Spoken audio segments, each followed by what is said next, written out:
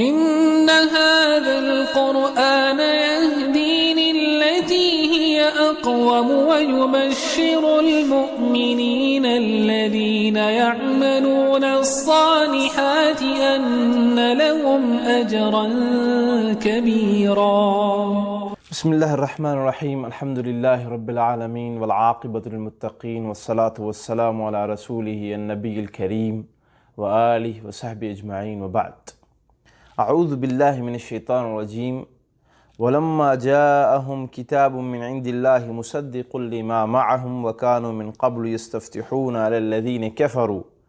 فلما جاءهم ما عرفوا كفروا به فلعنة الله على الكافرين. مشاہدین و ناظرین، سلسلہ تفسیر کے اندر آج کا درس آیت نمبر 89 سے لے کر 92 تک انشاءاللہ تعالی ہوگا۔ بنی اسرائیل یعنی کہ یہودیوں کے تذکرے کے اندر بار بار ان کے گناہوں کا ذکر اور ان کے اوپر دلیلیں، اور کبھی تو ان کے اوپر عذاب اور کبھی ان کو توبہ کی مہلت، یہ سلسلہ جاری ہے۔ یہاں پر ایک اہم بات یہ ذکر ہو رہی ہے کہ بنو اسرائیل یعنی یہود جو ہے پیارے نبی صلی اللہ علیہ وسلم کو، اسی طرح نصارہ کا بھی آگے ذکر آئے گا، یہاں پہ یہودیوں کا خصوصاً ذکر ہو رہا ہے کہ اللہ کے نبی صلی اللہ علیہ وسلم کا ذکر بعثت سے پہلے مشرکوں کے ساتھ بڑے بڑھ چڑھ کے کیا کرتے تھے، اور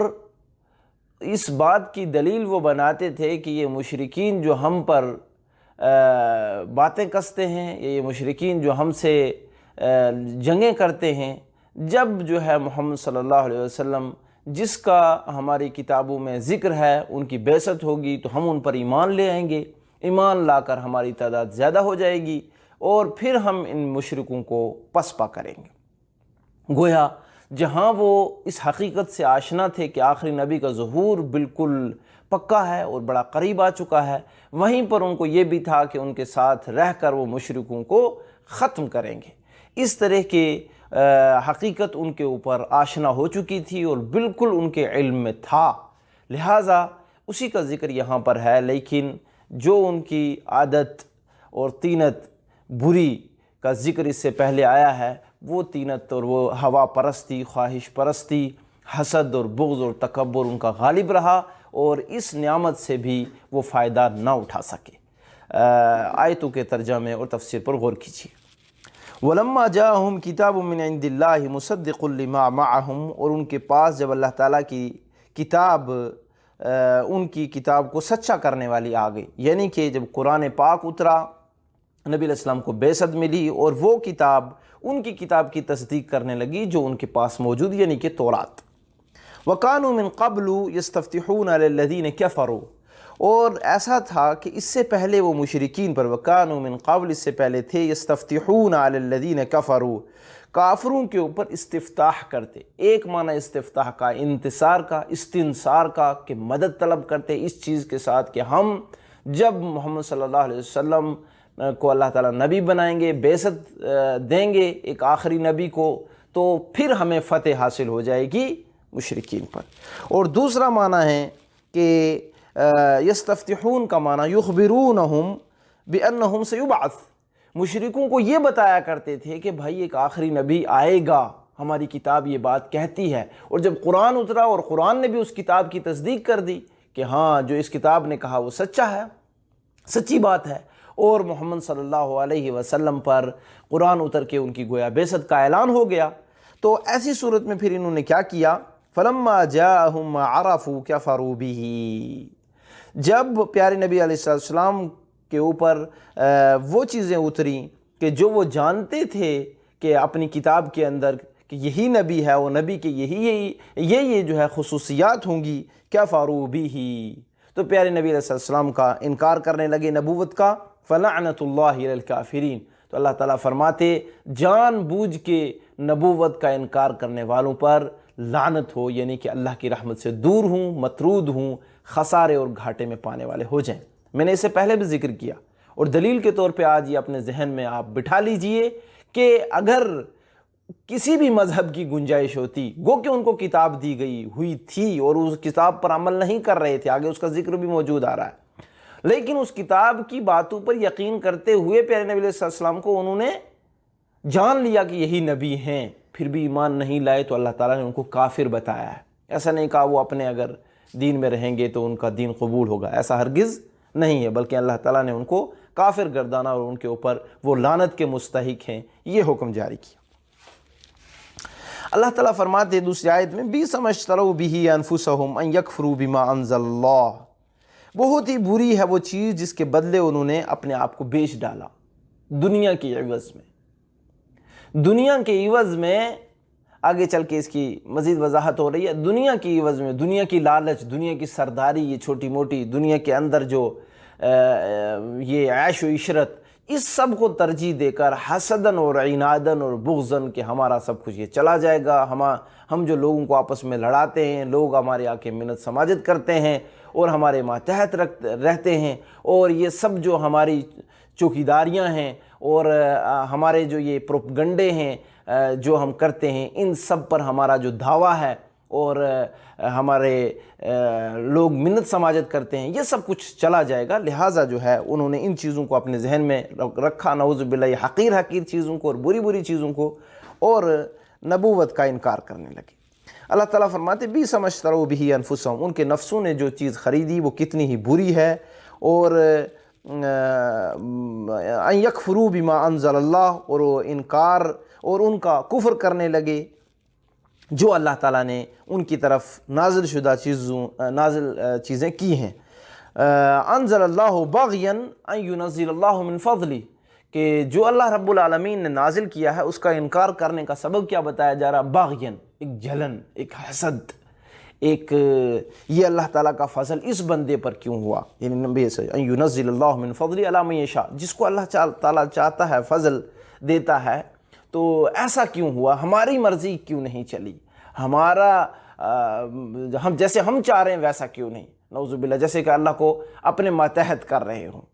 کتنی جو ہے جرت ہے اور کس قسم کا سلوک ہے اللہ کی آیتوں کے ساتھ، سنیں آپ۔ فَبَاءُوا بِغَضَبٍ عَلَىٰ غَضَبٍ، تو اللہ تعالیٰ فرماتے ایسے لوگوں پر غضب نازل ہوا، یعنی غضب در غضب کا مطلب یعنی بہت زیادہ اللہ کی طرف سے ناراضگی اور پھٹکار۔ وَلِلْكَافِرِينَ عَذَابٌ مُّهِينٌ، پھر دوبارہ یہاں ان کو کافر بتایا جا رہا ہے کہ کافروں کے لیے رسوا کرنے والا عذاب ہے، بہت ہی رسوا کرنے والا اور ذلیل کر دینے والا عذاب ہے۔ وَإِذَا قِيلَ لَهُمْ آمِنُوا بِمَا أَنزَلَ اللَّهُ، اور جب ان سے یہ کہا جاتا ہے ایمان لاؤ ان آیات بینات پر جو اللہ نے نازل کی، قَالُوا نُؤْمِنُ بِمَا أُنزِلَ عَلَيْنَا، ہاں وہ کہتے ہیں جو ہم پر نازل ہوا وہ تو ہم ایمان لا رہے ہیں اور لائیں گے، وَيَكْفُرُونَ بِمَا وَرَاءَهُ، لیکن اس کا انکار کریں گے جو اس کے پیچھے ہے، یعنی تورات کو تو مانیں گے لیکن قرآن کو نہیں مانیں گے، تورات ہمارے پاس موجود ہے لہٰذا اور دوسری کسی کتاب کی ضرورت نہیں ہے۔ اس وعدے میں، اس بات کے اندر وہ کتنے سچے ہیں آگے چل کے اس کا بھی ذکر آ رہا ہے کہ وہ اس بات کو صرف زبانی کہہ رہے ہیں، اور جو پیچھے ان کی خصلت اللہ رب العالمین نے بیان کی کہ فَذَبَحُوهَا وَمَا كَادُوا يَفْعَلُونَ، ہر بات وہ جو کہتے ہیں وہ کرنا نہیں چاہتے، وہاں پر بھی انہوں نے بچڑے کو ذبح کیا، ذبح کرنا نہیں چاہتے تھے، یہاں پر بھی وہ تورات کو ڈھال بنا رہے ہیں، عمل تو تورات پر بھی نہیں کر رہے ہیں، جیسے پیچھے جو ہے جلاوطنی اور قتل و غارت کے اندر اور فدیہ لے کر چھوڑنا جو ان کی شریعت میں حرام تھا، اس بات کو تو وہ مان لیتے تھے، لیکن دوسری باتیں جو حرام تھی ان باتوں کا ارتکاب کر لیتے تھے، اپنی منمانی ان کی چل رہی تھی۔ اسی طرح سے یہاں پر بھی ذکر آ رہا ہے وَهُوَ الْحَقُّ مُصَدِّقٌ لِمَا مَعَهُمْ، اور اللہ تعالیٰ فرماتے حالانکہ اس کے بعد والی کتاب جو اللہ رب العالمین کی ہے وہ ان کی کتاب کی بھی تصدیق کرتی ہے، یعنی قرآن پاک کی یہ خوبیاں ہیں کہ جو سچائیاں اس سے پہلے گزر چکی ہیں اور جو سچائیاں ان کے مذہب میں تھی وہ، یا وہ سچائیاں جو اللہ نے نازل کی تھیں پیارے نبی علیہ السلام کے متعلق، وہ تمام کی تمام موجود ہیں، پھر ان کو انکار کرنے پر کون سی چیز مجبور کر رہی ہے، کیوں وہ ایسا کر رہے ہیں؟ قُلْ فَلِمَ تَقْتُلُونَ أَنْبِيَاءَ اللَّهِ مِنْ قَبْلِ إِن كُنتُم مُؤْمِنِينَ، اللہ تعالیٰ فرماتے ان کے اس جواب میں کہ ہمارے لیے تورات کافی ہے، ہمیں کوئی اور کتاب کی ضرورت نہیں، ان سے پوچھو پھر انبیاء کو کیوں قتل کرتے رہے تم؟ اگر تورات کو ماننے والے تھے، تورات کے حکموں پر عمل کرنے تھے، تو آپس کے قتل کو تو گناہ ہے یا اس کے مرتکب تم جا بجا ہوئے؟ تم نے تو نبیوں کو بھی قتل کیا،